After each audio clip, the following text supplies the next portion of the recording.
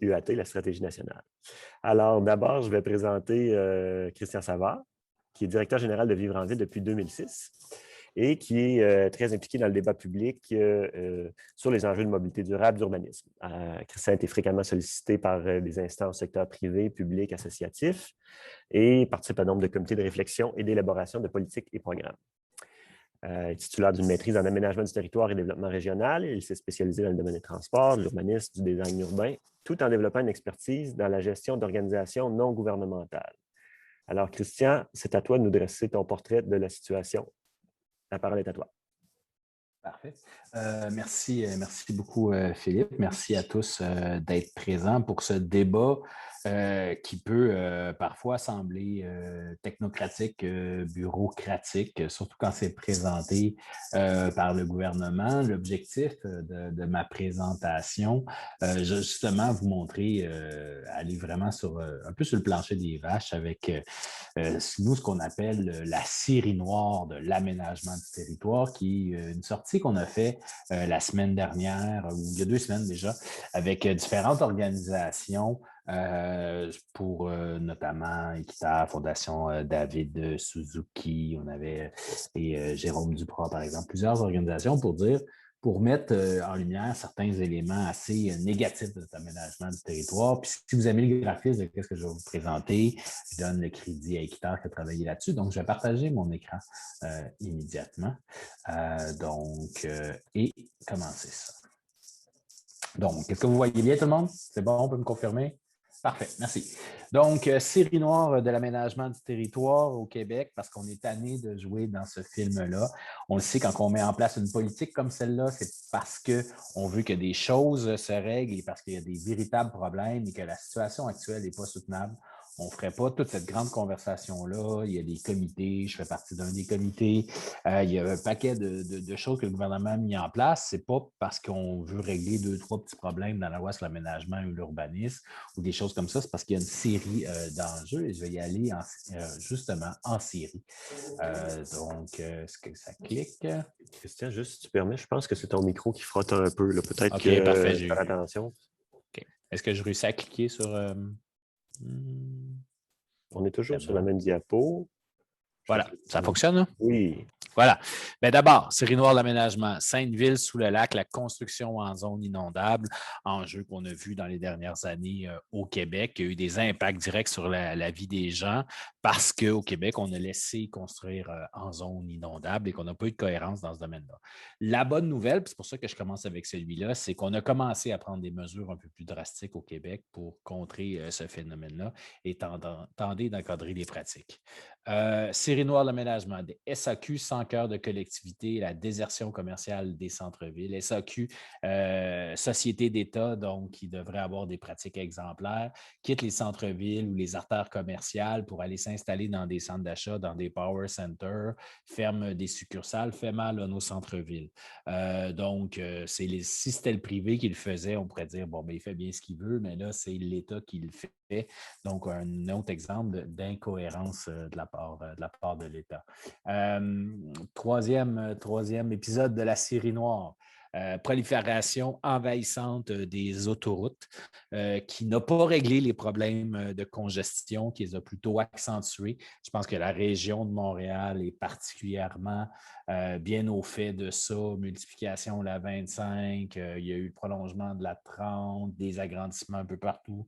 La congestion n'est pas moins pire, elle est toujours pire. Donc, l'idée qu'on puisse faire du navettage à travers des autoroutes est une idée désuète qui devrait être mise en question dans une future politique nationale de l'urbanisme et de l'aménagement.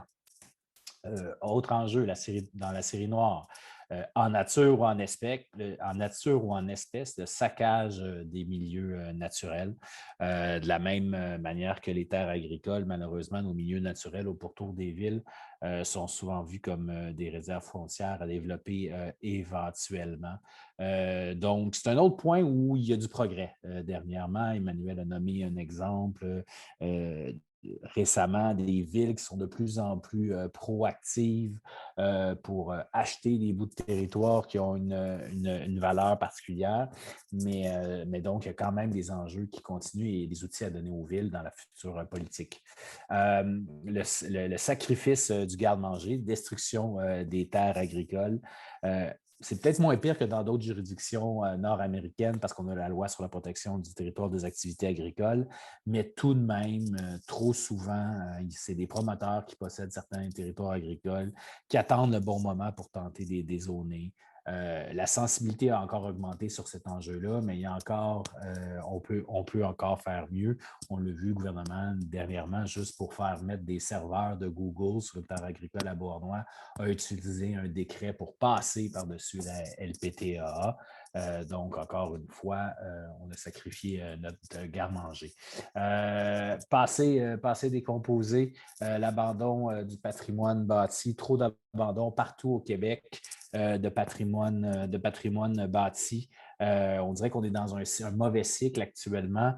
Il y a eu une loi récemment qui a donné davantage de pouvoir aux municipalités, mais les municipalités vont-elles avoir les moyens d'utiliser ces pouvoirs-là? Il y a encore beaucoup de questions sur le régime et il y a beaucoup d'efforts à faire pour mieux protéger notre patrimoine au Québec, qui fait partie de notre identité. Pour un gouvernement très nationaliste, ça devrait aller de soi. Thierry Noir, possédé par le culte du stationnement. Il faut mieux encadrer le stationnement. Il faut moins faire de stationnement. Il faut le faire différemment. C'est à peu près, j'ai un texte que j'ai fait qui roule toujours beaucoup. C'est toujours le problème, c'est le stationnement. On ne peut pas faire de piste cyclable, c'est le stationnement. On ne peut pas faire de verdissement, c'est le stationnement. On ne peut pas densifier, c'est le stationnement.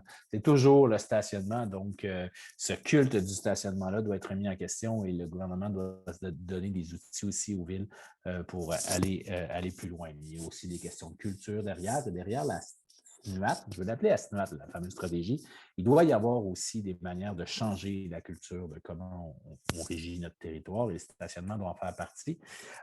Walmartisation en cours, le recul des écoles de quartier, un dossier qui me tient particulièrement à cœur où c'est peut-être un peu moins pire dans les quartiers montréalais où les écoles sont relativement plus petites, plus vieilles, mais il y a une prolifération du fait de plus pouvoir se rendre à pied à l'école avec des écoles très grandes, particulièrement en banlieue, des écoles des écoles primaires, particulièrement de 30 classes, qui fait en sorte que tout le monde est obligé de venir en auto, en bus, puis personne ne marche et l'école n'est plus l'encre du quartier. La ville en déroute, la cannibalisation commerciale routière. Nos routes ont été accaparées par l'installation de commerces, que ce soit à l'intersection des autoroutes. On voit comme des projets comme le Royal Mount. On le voit aussi sur les routes de contournement dans les villes moyennes partout au Québec, qui fait en sorte une dévitalisation de nos centres-villes, mais aussi de création de milieux de vie qui ne sont pas du tout à l'échelle humaine, qui ne favorisent pas du tout la marche, qui favorisent essentiellement la voiture. Perpétuation des inégalités territoriales, il y en a qui sont moins égaux que d'autres. Emmanuel en a parlé. On n'a pas de grille d'analyse de type ADS+, quand on fait notre aménagement et notre urbanisme au Québec. C'est une sensibilité qui nous manque, qui est parue notamment lors de la pandémie. Et finalement, je pense que il m'en reste deux. La malédiction de la pépine, où on est obsédé de construire des infrastructures très rapidement, que ce soit des écoles, des maisons des aînés, des routes. Et ça, c'est l'adoption du projet de loi 66 par le gouvernement actuel qui a court-circuité un paquet de protection environnementale, même court-circuiter le BAP dans le cas de route, juste pour construire des infrastructures plus vite et ne pas considérer les enjeux environnementaux suffisamment. Et je terminerai la série par le schéma où la vie, l'aval gouvernemental qui a perpétué l'étalement urbain dans la MRC de Montcalm est un bel exemple de pourquoi nos outils n'arrivent pas actuellement à stopper l'étalement urbain. C'est probablement, c'est très limite, mais c'est dans les limites des règles l'acceptation du schéma d'aménagement de Montcalm. Et il faudra que la prochaine stratégie fasse en sorte que de poursuivre l'étalement urbain des milieux naturels agricoles, comme dans Montcalm, mais en faisant des modifications à un schéma. Et là, c'est plus technique. En faisant des modifications à un schéma, en le faisant passer une véritable révision à une modification soit plus possible. Donc, s'il y a des gens qui ont des questions plus précises sur ce cas-là, je le préciserai. Et donc, voilà un topo de pourquoi il nous faut une STUAT ambitieuse, parce que pour l'instant, le Québec joue dans un mode film en matière d'aménagement.